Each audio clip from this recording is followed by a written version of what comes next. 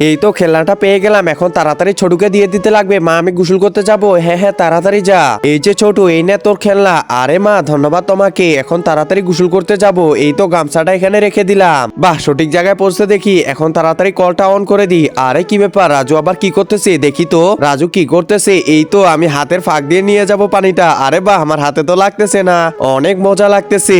আরে রাজু এটা কি করতেছে? আমরা তো ছোটবেলায় এমনটা করতাম, এখানে আমি ঘূর্ণিঝড় বানাবো। আরে সত্যি তো, মগ দিয়ে আমি পানিটা এখান থেকে এখানে দিয়ে দিব।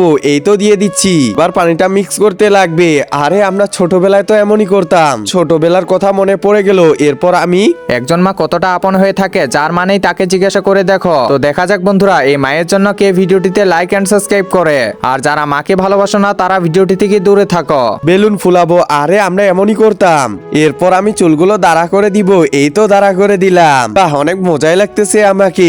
এবার পানিটা আমি কেমন করে দিই দেখো। এই তো মাথার মধ্যে লাগিয়ে দিয়ে পানিটা ঢেলে দিলাম। আরে রাজু বেশি সময় নিস না, ঠান্ডা লেগে যাবে। আচ্ছা মা ঠিক আছে, তাড়াতাড়ি চলে আসিস।